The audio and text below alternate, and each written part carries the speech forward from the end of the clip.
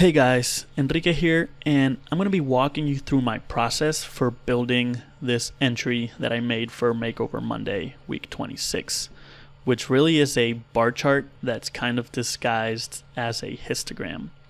And the idea is to make it fully interactive so that when a user enters their birthday right here, let's say September 12th instead of March, then this will update accordingly. Now this is an image right now, which is why it didn't update, but we're actually going to be building that ourselves right now. So the source data that we have is right here, and what it's showing us is the number of people that were born in the US per day from 1994 to 2014. So to turn this source data here, or raw data here, into this visualization, there are a few steps that we need to take, and the key here is all going to be in the data prep. So the first step, and I'm going to zoom back in here. The first step is to make the calculations necessary to show the data that we have right here. So if we look at the y-axis, you'll see that we're showing the average numbers of Americans born per year. So that's exactly what we're doing here. I'm calculating the average number of Americans born per day of the year.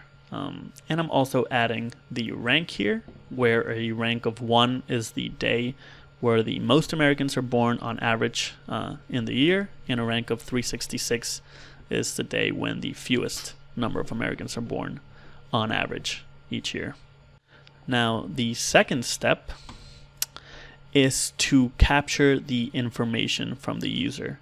So here we're capturing the information from the raw data to put it in a format that we need for the chart, but we also need to be able to capture data from the user input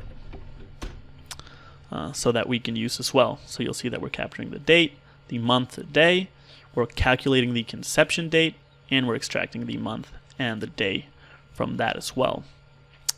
And the idea is to use both of these things, so the calculations and the user selection, to fill in this table, which is what we're going to use for our chart itself. So you'll see that we have the month and the day, which we're extracting from here using this lookup table and simply pulling the text from the day, and that's going to be our x-axis right here. And for these three fields, what we're doing is using the information from each row in our calculations table and using the user selection to classify it or put it into one of three buckets. So if the user selected this date, then it's going to live here because it's going to be the birthday. If the user selected a date within this month, in this case January, then the number is going to live here. And if none of those apply, then it's going to live here in the other. So if I were to select, for example, January 1st, you'll see that this number is going to live here in this bucket because that's the actual birthday, January 1st. Then the rest of the dates in January, we're going to have the number in the birth month bucket. And then for the rest of the days in the year, we're going to have it in the other bucket. So if I go back to March 12th, you'll see that January is other, February is other. As we get into March, they start to live in the month bucket. Then in March 12th, we have it in the birthday bucket. And then for the rest of March, month bucket. And then the rest of the month, we are in the other bucket. And you'll notice that these three buckets match our three colors: birthday, birth month, and the rest of the year. And the final thing is to identify the day that matches the conception date. So you'll see that right now it's June 19th. June 19th. And we're going to use this for this call out right here. So now that we talked about all that, let's go ahead and delete this, and we can build our own chart. So I'm going to select all of this, go to Insert, and again, it looks like a histogram, but it's actually a column chart. I'm going to press Control X to cut and bring it to the top here. Control V. Now we're kind of running out of space here. So if we want to shrink this back up to remove these kind of group toggles, we can actually press Control 8. And that's going to take care of that for us. So I'm going to resize a bit now. And even though this looks horrifying, you'll see that it's actually not that bad. We can see this color orange represents the month. This blue right here represents the birthday. This yellow is our conception date, and the rest is all gray. And as we move this around, let's say September 12, then everything updates, which is perfect. But now let's start to go into step 4, which is actually designing this thing, right? So I'm going to get rid of the chart title, since we already have this text box right here, which takes care of it for us. So I'm going to select, get rid of that. I'm going to get rid of my legend here, since it's kind of self-explanatory, or at least it will be. And the next thing I'm going to do is to format these series. So I'm going to click on wherever in the chart, or wherever in these columns, right click, go to Format Data Series, and I'm going to do 2 things here. Number 1, I'm going to move the series overlap to 100, and that's because right now we have clustered columns, which is going to layer these side by side, but we want them to be on top of each other, so we're overlapping them 100%. And the next thing we're going to do is give it a gap width of 0, because histograms are usually next to each other and they don't have spaces between the bars. So this is already looking a lot better. Let's change this back to March 12th, or I don't know, June 5th.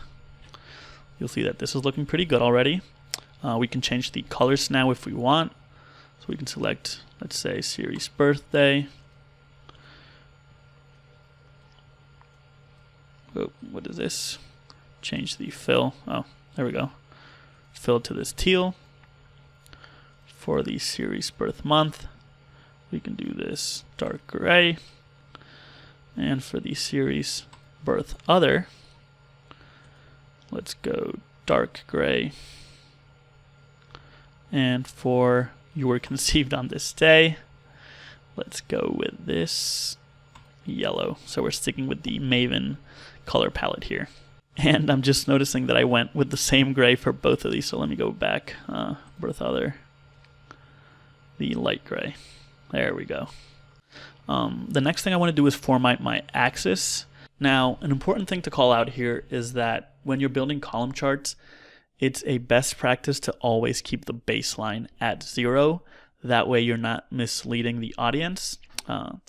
But in this case, I do want to highlight kind of the differences between the peaks and valleys in our data here. So I'm going to do something that you're not supposed to. And I'm going to change the baseline here. So format the axis. The minimum is around 6,200. So I'm going to put this at 6,000. And I'm going to move the maximum to 12,500. And if I only want to show the bottom and the top line, I can give the units, or I can make the units the difference between these two numbers. So that's going to be 6,500. And then we only have 6,000 and 12,500, which is perfect. And now we can really see the contrast between these states here. Now, some people may not agree with this, and I actually wouldn't disagree with them, because again, this looks like it's 10 times bigger than this, when in reality it's only like twice as big. But that's the choice that I decided to make here. Now, the next thing you'll notice, if we still ignore this terribly looking x-axis here, is that this yellow line here isn't really supposed to be the number of people born. It's really just supposed to be a small call out to say that you were conceived on this day. So I'm going to change the length of this so that it only sticks out a little. Maybe make it 6,100 or something. So we have these here, and in this formula where we're showing I3, which is the number of people born, I'm just going to change that to 6,100. Press OK. Drag this. Oh, let's drag this down. If we go back, you'll see that absolutely nothing happened. Oh, there we go. So we have this now. And the next thing we can do is add some data labels. So let's select our chart, go to chart design, add element, and add some data labels at the center here. Again, this is horrifying, but let's start to modify this. So data labels for my birth month, we don't need. So let's get rid of these. For the other, we don't need either. Let's get rid of those. And we do want it for this and that. So for the birthday, we do want to show the value. Don't really need the leader lines, but what we can do is give it a fill in the same color as our line here, and maybe make it bold and a little bit bigger. And then for our labels in the "you were conceived on this day," if you were wondering why I was calling this column "you were conceived on this day," it was for this specific reason. If we go to the label and select the series name, you'll see that it'll give us the callout that we were looking for. We don't need the value here, since we were only using it for it to stick out a little bit here. And then we can give this the yellow font, make it bold, make it bigger, and let's do this. There we go.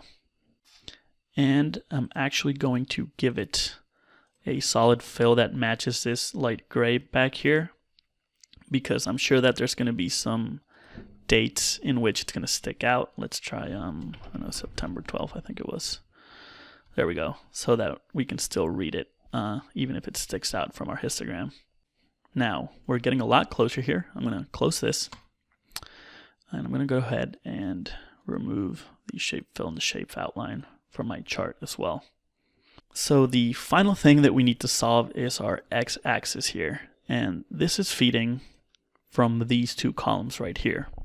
Now, the first thing that I want to call out is that you can do hierarchies here. So you'll see that we have the month in the bottom and the days at the top, but the months, we can't really read it, but they're repeating for each row. So what we have to do is only keep them in the top row for each month. So if I do this and delete these, then it'll do this. It'll center it across the days in its group, which is what we want.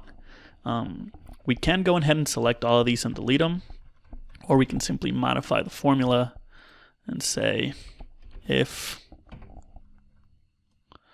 this day equals 1, then give me the month, otherwise just return blank. Drag this down, you'll see that worked, and let's see if it worked here. Perfect. So we're one step closer. Now the other thing that I want to do is that since we can't really fit numbers 1 through 30 or 31 here, I only want to show two numbers. The number of my birthday and the month that matches, and the number on the date of conception on the month that matches. And that should be pretty simple actually if we think about it. We need to add, again, an if formula here. So there are only two instances where we want to show the number, when it's a birthday or a conception day. So basically if this is greater than 0, so let me just add an or here, or this is greater than 0.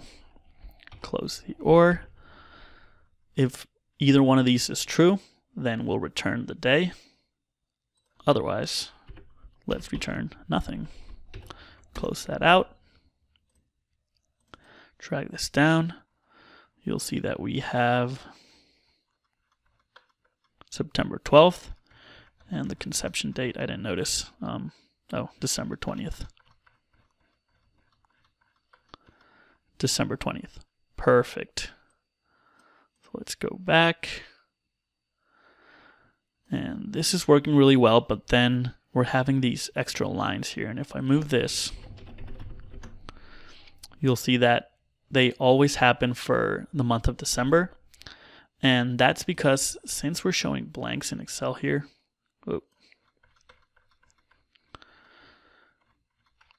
there's nothing really ever telling it that the hierarchy stopped. So we need to do something either to this one right here or to this one right here.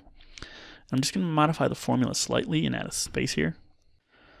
Press enter. So that'll tell Excel that something is living there, either a space or the day. And if I go back, there we go. So if we do December 31st, we do get the number there. If we do anything else, we're showing this date and that date. Perfect. I'm going to do a little formatting on this as well. Let me go to the labels, and I'm going to get them a little closer to the axis. I'm going to move this 100 to 0. That's just going to compress it a little bit. And maybe make them a tiny bit bigger.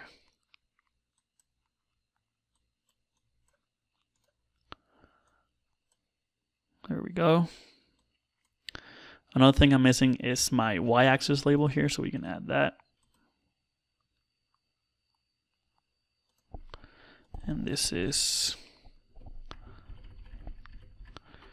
average number of Americans born per year. So that's what this number represents, that an average of 12,224 Americans are born on September 12th each year, which is actually the third most popular birthday on the US, and those people were most likely conceived on December 20th. So the final thing I'm going to do is actually resize this one a bit so that it matches my final chart size here.